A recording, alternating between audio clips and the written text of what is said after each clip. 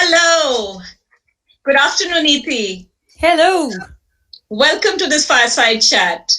It's really a delight to have you here with us. And while you need no formal introduction, I think I'd love to talk a little bit about you as one of our few female stand up comedians in the country, and also talk about the many professional hats that you have worn as a senior creative director in advertising at JWT, a head writer for Sesame Street USA, Indian venture, Gully Gully Sim Sim, and also a Bollywood screenplay writer for a movie. So that's amazing. And of course, you've been voted as a best stand up comic at the Ozfest, which was also India's first stand up to perform at the Melbourne for the prestigious Melbourne Comedy Festival. And you have won so many awards and have performed at so many international festivals across the globe. I have a long list, but I think you use this opportunity to chat up. And of course, would love to also hear how you are as a judge on the biggest comedy talent hunt show called Comistar. So before we get started, maybe we'll get the audience to get a little glimpse of you. And so over to Ankur for the first clip. My dad was My like a dad right, was so like a he guy, used to so say he very used to say proudly, very I don't proudly, I don't differentiate between differentiate son between and son daughter, and daughter, which is awesome. which is Except awesome. he used to line Except up he my used to brother line and up me my in front brother of and the me in front of the 49. 49.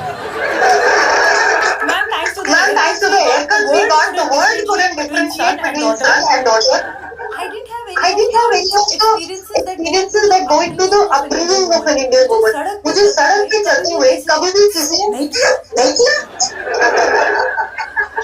Now if they look at Now me, if they look mashallah, at and me, go, mashallah, and go, I'm like, nope, I'm like, no, too little, too too late. little, too late.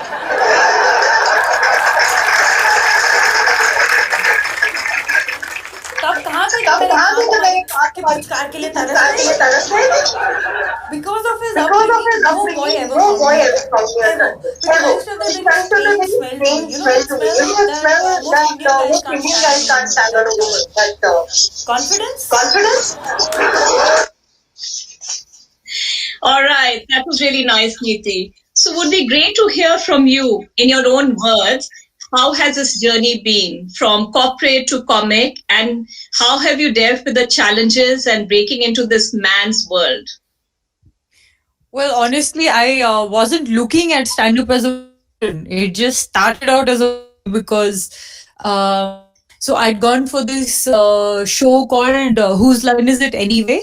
It's an American improv show, and Colin Mockery and Brad Sherwood have had come down to India, and I'm a huge fan. So they take volunteers from the audience, and they give us mics, and you're supposed to do sound effects for something that they're enacting. Yeah. And I had such a ball on stage that Colin Mockery was like, "Hey, you should try stand up. You're funny." And I got lucky because I didn't know in India stand up existed. So there was an outfit called Cheese Monkey Mafia. That people were there and they kind of invited me saying, "Hey, come take a look at what we do."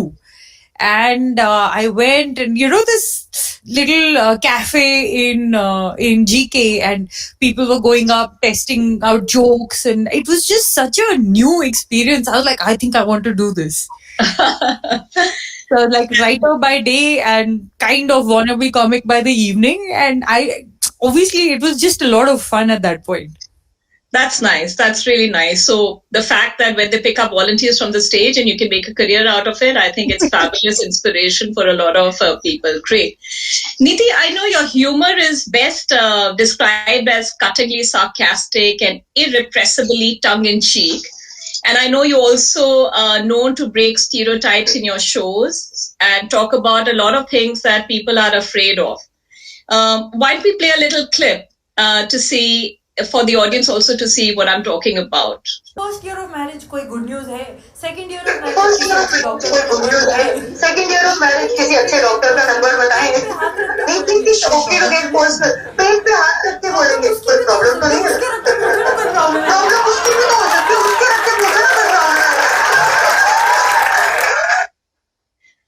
So in acts like these and shows like these, is it always a social message that you're trying to give? Would love to know your thoughts on that. But honestly, when I started doing comedy, I was just being funny. And then, you end up talking about your life's experiences, and comedy becomes jokes come from something that is affecting you. And inevitably, something I would see that would bother me would translate into a joke in my head. In fact, it's an inside joke amongst us comedians that, we want adversity to happen so that we get material out of it. That's a nice way of looking at it. Use a challenge into an opportunity. So all these social messages, is it a certain theme that you follow?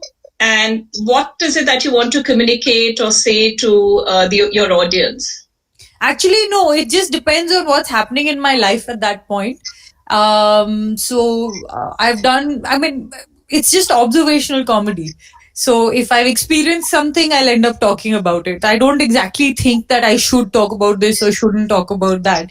Like lately, given our current scenario, my favorite line to do, I start my shows with saying, as comedians, when we started out, our biggest concern used to be to use the shortest possible sentence to get to a punchline. But now I'm worried that my punchline might lead to a sentence. Nice, nice. And I'm sure since you pick up a lot of these social messages and the observational stuff that you do, and there's so much happening in the world and society all the time, it must be upsetting some people, right? How do you handle that kind of a criticism? Well, initially it was a little shocking because you're coming from a good place. No comedian, I think, deliberately sets out to offend anyone because we don't gain anything from hate, right? We Yeah. just want to make you laugh. So it's very interesting that no matter what you do, someone somewhere gets offended. I had a bit where I talk about Indian parents, and I was talking about my own experiences of mama beating me with a chappal and all. And somebody's like, "How can you talk about parents like this?" I'm like, "Arey, my parents, I can talk the way I want now." Like this app, anything will like. So now I have jokes like, anything you do, people will find offense. Like you do hathi cheaty jokes, they'll call it body shaming and take offense. You do knock knock jokes, they'll be like, "Oh, but then you're making fun of homeless people who don't have doors to knock on." I think there's an art form in just taking offense also. Wow. That must be really tough to handle, right? So what gives you that courage? Because I'm sure a lot of women here in the audience who also deal with whether it's criticism or stereotypes need that courage and that fearless spirit. So what drives that? I don't know. As long as I know what I want to say is something I want to communicate to someone else, and as long as I know that my moral compass is set straight, I really don't care because naysayers will always be there. And honestly, we tend to somehow fixate on the negatives more than the positives. So surely pay attention to the hundreds of voices that are appreciating you versus the two losers who are criticizing you, I guess. Thanks, well said. Let's play one of these clips, which I think may have generated a lot of criticism. Let's see this clip. And you guys men the greatest power of all, the power to stand and think. Greatest power of all, the power to stand You do and it with such aplomb, I can only call it showing do off. it with such aplomb, I can only call it Literally, showing I off. see surface, you see opportunity. Literally, I see surface, you see opportunity. So did this generate a lot of criticism? It was so funny. So some of the comments were like, "Oh, then tell the government to have more toilets." And I'm like, that's a good cause, but there are equal number of toilets for men and women. You don't see us lined up against a wall peeing. You either do it at home or hold it, man. It's just because you can, you do. And then people were writing in like, "What about old people? What about diabetics?" I'm like, joke kari hai, social messaging hai, wo sun lo. Like everybody got into specifics after that. It was very funny. Yeah, nice. That was, I think, very interesting. So, Neeti, we've seen so many of your shows, and I'm just curious to know that does humor come to you? Is it in your genes? Is it an acquired trait? And do you have kind of script writers or research people who are figuring out what your next show would be? No. I write my own jokes.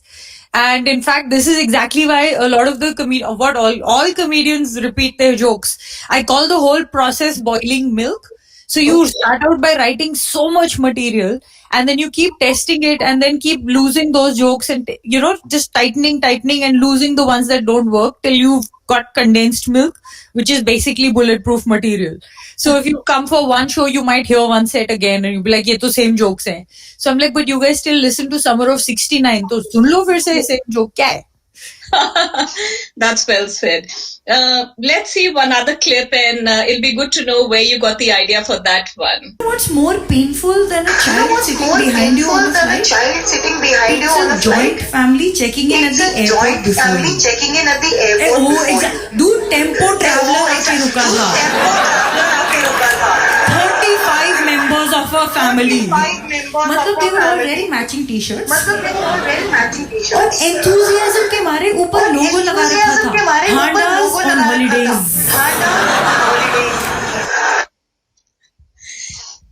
Tell us where you got the idea for that one from. This actually did happen. I was at the airport and I saw this jatha of family come down, and I was running to get ahead of them at the check-in counter because I figured otherwise all 35 of them would be lined up before me. And then I was just observing them, and Indian families are so cute, man. There's like a togetherness, yet there's an undercurrent happening. So I was just watching them.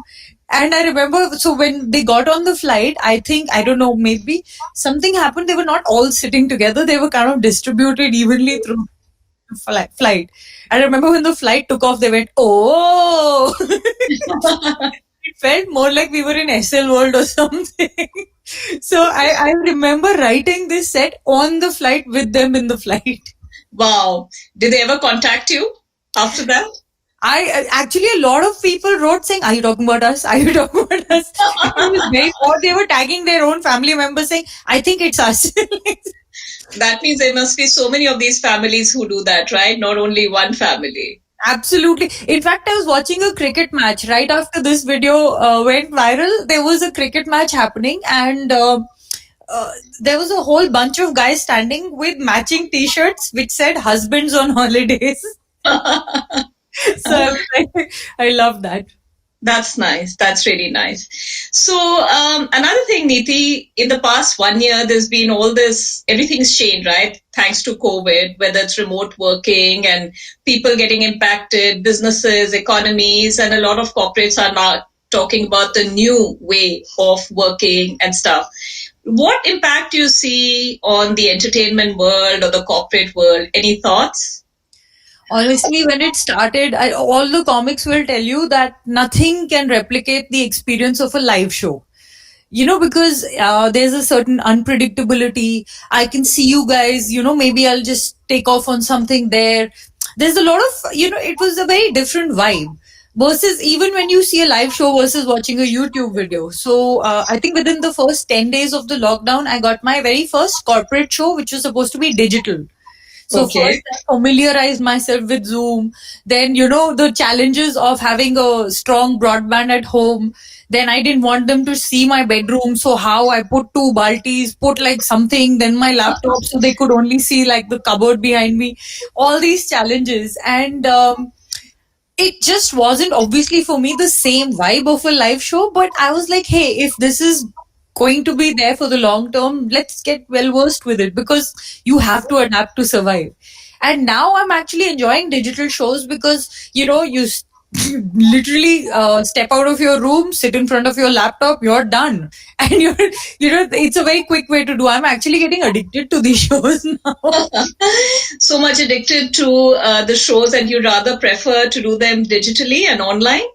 No, I will never lose my love for live shows.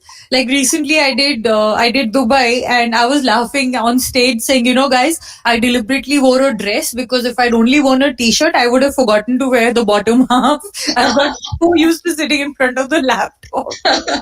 That's true. I think we've seen all those jokes of people, right? What they are dressed on top and whether they are cutting vegetables or, playing games under the laptops and the screens that they see. Excellent. So let's play another clip and tell me, is that what you're thinking corporates are doing these days? do you know that nowadays corporates You know that nowadays they are corporates are offering gotten to into freeze this their act. female They are employees' offering to eggs freeze their female employees' eggs so that they can work to so that they can work to a longer time, break the glass ceiling, etc. It's a great idea, but India में नहीं चलने वाला. It's a great idea, but India में नहीं चलने वाला. क्योंकि India में you should let the woman क्योंकि have India a में you baby should let the early. woman Freeze him have in a his baby 20s. early. Freeze him in his 20s. Go to the HR head. So that means you go to the HR head. लीजिए शर्मा जी मेरे retirement के लड्डू. पुनीत को defrost करना, उसको और वो काम पे पुनीत लगाना को है. डिफ्रॉस्ट करना, उसको काम पे लगाना Imagine है. if the employee quits. Imagine if the Eggs get employee transferred quits. to the Do provident the fund. eggs get transferred with the provident fund? चढ़ा जी बाकी पेपर वर्क हो गया बस मेरे चलो अंडे जी रह बाकी गए पेपर वर्क हो गया, बस मेरे अंडे रह गए, आप क्या बात. I know you've been working with a lot of corporates, so it'll be lovely to hear what some of those recent experiences have been. So yesterday was Women's Day, and we female comedians get a lot of employment on that day. We call it payday, so it's fun and it's so amusing because corporates will reach out, they'll talk to you about how they want to do something special for their female employees, and they would like you to do a show. And then they talk about how they believe in empowering women, and then they try and bargain with you. And you're like, what about empowering me? What happened there? I remember one brief. Okay, typical corporate brief is always nothing religious, nothing political, nothing below the belt, which is understandable. Except this guy went a step further and said, don't do anything too feministy. So I was like, feministy, like earning my living through this show? Are you planning to pay me or not? But it's really entertaining. I've had so many experiences with corporates. Like another client had particularly told me that because this show is for our clients, so they were even more strict about it. And I remember doing a very neat and clean show, and I stepped off the stage and I bumped into like a glass kind of a pole. And I was like, "Ye kya kar raha hai?" And I looked up, and that glass pole was the stem of a giant cocktail glass in which there's colored liquid and one Russian lady floating in it. Oh my Like God. not a dead body floating, like a real live Russian lady floating in it. And I'm Wow. like, hello, I kept my show clean. What is she doing? Like bathing in Ganga Jal? What the hell? Corporates are very entertaining. So they entertain you more than you entertain them, is I it? have so many jokes on them. They have no idea they're forming my material. I'm sure. So here are some rapid fire questions for you, right? So tell us what comes first to your mind. Okay. Your role model? Kiran Bedi. Oh, wow. She's made I- a difference wherever they put her. Wherever. They didn't know what to do with her anymore. Oh my gosh. I thought you would have picked up an Eddie Murphy or somebody like that. But Kiran that's Bedi. What a power lady, man. All the way. excellent. Your favorite book? I think any of the PG Woodhouse series. I just love that author. Yes, I completely agree. Favorite movie?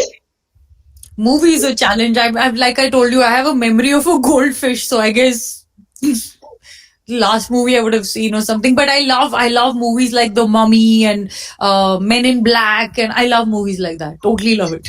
All right, nice. Your favorite holiday destination? Oh, hands down South Africa. I Oh. love going for the safari. It's insane. It's just takes your breath away. Including the hot balloon rides? I haven't done that yet. Ah, that's for the next trip then. Yeah. And how do you spend your Sundays? Or maybe that's your busiest day. How do you spend your time off? I have 3 dogs which constantly demand attention, and my favorite activity is just horsing around the house with them. It's like my favorite relaxed Sunday. Nice. That's lovely. And if you weren't a stand-up comedian, what could you have been? Well, I had so many ambitions as a child that my parents were worried ki will she stick to one profession. But I think I would have been a travel journalist.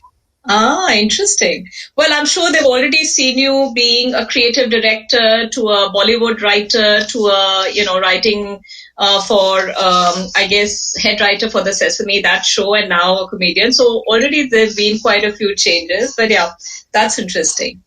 Okay, I think we have a lot of questions coming up from the audience. So, for the audience, if you have any questions, please keep posting them in the Q&A. And we actually have a young lady, and she was really excited, Neeti, to meet you. So we're going to get her on stage. Her name is lovely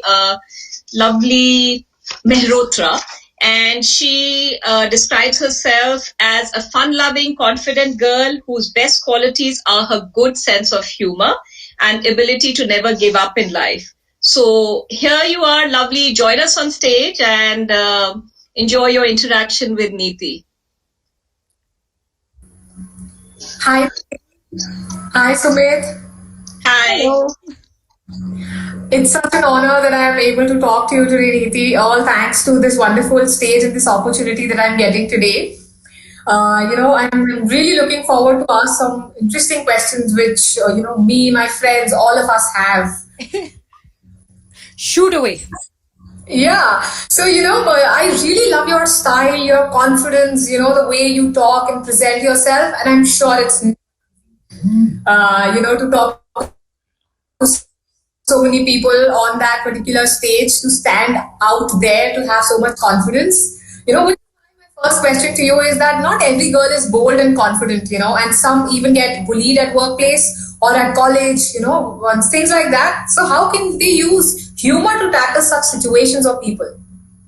Actually, humor is the best way to tackle this because, with jokes, you can say exactly what you mean, just say it, and people will laugh because my motto is that nothing is funnier than the truth. So I'll give you an example. I remember we were doing a show at this one pub, which is actually people go there for music. But we had an open mic night, and open mics, is where people test material. So not everybody's going to be funny or good.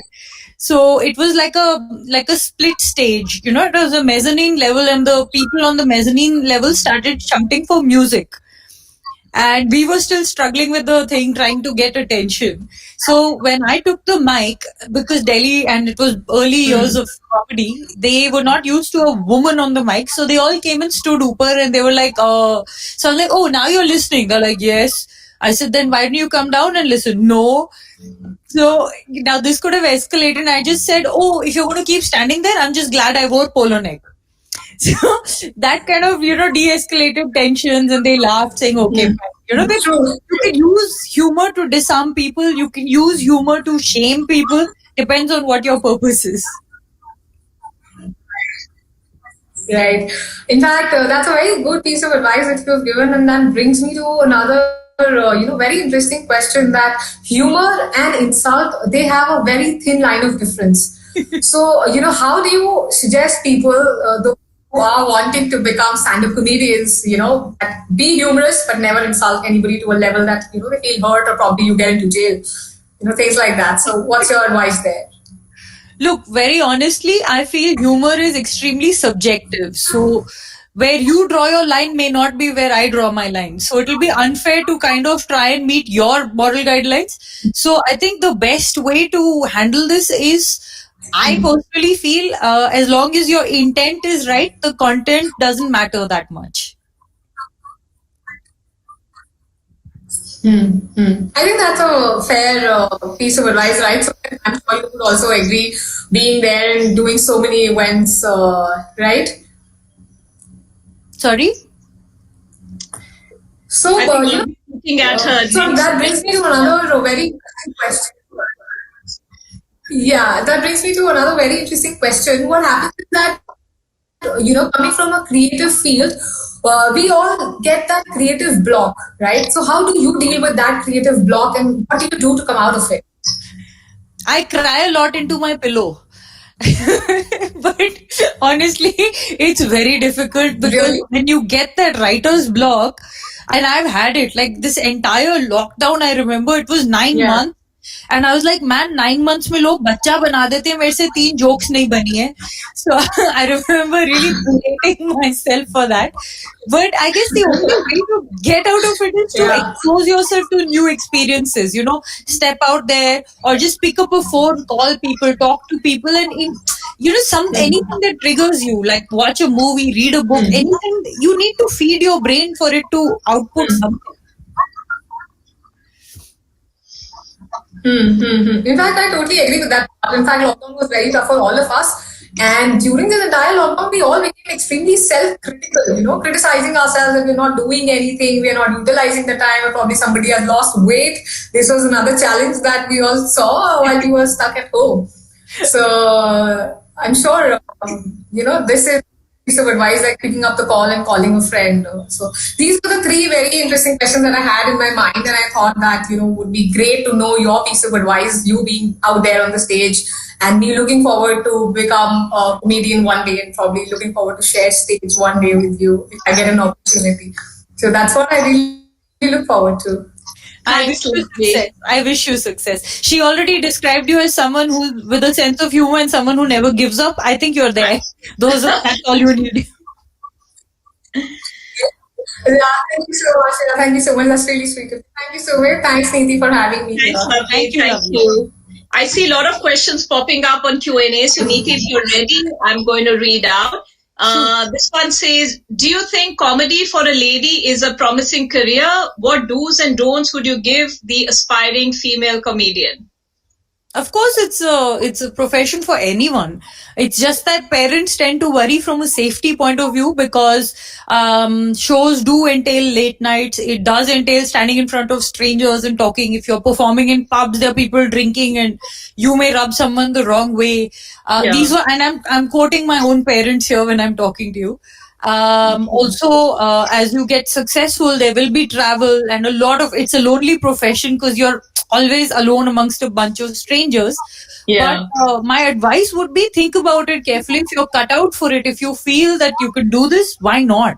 It's not like I think. Okay, thank you. The next question, what was the most scariest moment on stage, if any, for you? Scary. Yeah. Okay, I don't know about scary. Okay, scary, we've had initial years of Delhi. I remember I would finish my show, I would get in my car and I would come home. Because you knew inevitably somebody or the other would be hanging around afterwards to either have a word with you for talking to him or talking, So, those were always fun moments. And I remember a comic calling me saying, "Tu to chali gayi, usne aake mera collar pakad liya" types. So, things like that happen, but otherwise there are those uncomfortable moments, in a corporate show where people insist on putting you on stage. The thing is, it depends. Like, okay, for example, it's a dealer's meet. All they've done has been stuck in a room and given targets, and they've been brainwashed the whole day. And then when they come out of a room, they're put in another room and you're put on stage saying, "Jao, hasao." All they want is the bar at that point. So those are very awkward moments saying, "Bhaiya, koi baat nahi, 2 minutes sun lo, fir pee lena." That's nice. And anything embarrassing ever happen on stage? Embarrassing on stage all the time. I forget my jokes all the time. Oh. Really bad. So I walk up and down. If I forget, then I'll start chatting with someone, or I'll switch topics and then come back. But now, with I think experience, I've learned to fake it. That's all I can say. Don't tell me you have stage fright. I mean, you're in the business, you're on the show, you're live all the time. I can't believe that. I still do. The butterflies never leave you. Butterflies never leave you. Really? That's the day they do, the excitement's gone. You've lost this thing for the profession. So it's a good thing to have those butterflies. Okay, maybe that's what helps create the spontaneity and the spark, is it? The adrenaline in your veins is, that's what keeps you going. So someone throws anything at you, not physically, hopefully, just anything, you can kind of come back with a witty response. Thank you. The next question, have you experienced bias of any kind, and can you humor us with how you have handled it? Oh yeah, when we started out doing comedy, there were only men in Delhi. So whenever I was there, people inevitably thought I was the MC. So they would come up to me and say, "Usko ye keh do, usko wo keh do," and I'm like, "Mujhe kyun keh rahe hain?" You're the show, right? Yeah. There was also subconscious bias. I won't hold it against the people because they don't even realize it. But if you've had a great show and you've been part of a lineup where there are male comics and you get off the stage, and inevitably what would happen is, they would tell the male comic, "Hey, you were really funny," and me, they say, "Hey, you were really bold." So there's always that little difference in the feedback. Okay. Another question. Who really makes you laugh? Well, honestly, I think, like I said, truth makes me laugh all the time. There's just nothing funnier than it. Someone will be on stage and they will address it. When the joke doesn't work, this is a lot of us comics do this because it's completely true. We'll say it and then we'll say, it was funnier in my head. So it's just automatically funny. Nice. I didn't know that truth could be so such a comedy, comedy of errors in life. Okay, let's see this one. I make so much fun of my friends, but that they want me to become a stand-up artist. How can one start writing their content, and what if the crowd doesn't find you as funny as your friends? Actually, a lot of the people who come into comedy these days are people who are funny in a social circle. That's a good start, but being on stage is a very different experience because with friends, maybe there are shared experiences that you're funny about. But here you're standing in front of a bunch of strangers, so you need to find that connect with them. So best way to start is come watch some stand up, see how it goes, start trying your hand out at open mics, and then best of luck. Okay, nice. So hopefully, I think Ashima who posted that, you've got your answer. And here's another one which says, from Ria, what is your inspiration? Life. As simple as that. Anything that's bothering me at that point or I'm enjoying it, I just want to share those experiences with my audience. So that inspires me the most. Okay, here's one from Jane. Have you always wanted to be a comedian? I was a born comic is what my dad tells me because पंगा लेने की आदत बचपन से थी. And I would question things because if somebody would say this is how they are, I'm like, but why? So that used to annoy people also. Dad used to call me a joker, and I had to change many professions before I found this one. Okay, and anything that you learned from those professions which you brought on to this when you came on stage? Oh yeah, I've been a writer all my life. So my jokes are actually, so there are a lot of comics whose performance is very strong. So their jokes may be like average, but they can bring them to life through sheer performance. I'm a writer at heart. I always have been. So initial struggle was, I used to sound like a very funny article.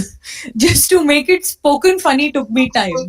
So I inevitably write and then I have to mutter them out for them to become spoken funny. So I think the strength is in the writing, for me at least. I have to work on my performance. And you have to work on your, sorry? Performance. So do you think this comedy humor is genetic, can be learned, can be acquired? What's your take on that? Well, you do have to have a sense of humor. And I recently only found out that there is an art to stand-up comedy. If you read the books, they'll tell you how to approach joke writing, how to approach, something like that. But yeah, I guess you could try and learn it also. But then if you don't have a sense of humor, then you can't be, on the ball and instinctively funny. So try it, I guess. I know when I was telling my kids, they are no longer kids, they are grown up, right? That I'm going to have this interaction with you. And they said, Mom, you're the most boring person. How can you be funny? I said, don't, I know, ouch, exactly. I said, Mera to ye hal hai that if I tell somebody a joke, I have to tell them, folks, it's finished. Now please start laughing and clapping. So I said, don't worry, I'm sure Neeti will make up for it. So Neeti, I can see the time ticking at the bottom, and I think it's been really, really nice, and I really enjoyed this session, and I'm sure the audience did too. So any parting thoughts, anything you'd like to tell the young aspiring women on this International Women's Day and the theme of Choose to Challenge? Absolutely. I would always say that, have a very strong sense of self, have a stronger sense of humor, and have very thick skin. Don't let everything get in there. So all these beauty products that are, offering to permeate your whatever epithelial layer, find one that permeates your epithelial layer and makes you thick skinned from the inside. That's the only way to survive any industry. Wow. Thank you so much. Neeti, it was wonderful having you here. Thank you so much. I'm sure the audience also enjoyed it. I really enjoyed it. Hopefully, I'll take some of these humor and funny jokes back. And wish you all the best. And thank you so much for joining in. Thank Bye-bye. you. Thank you for joining, ladies. Thank you. Thank you. Bye.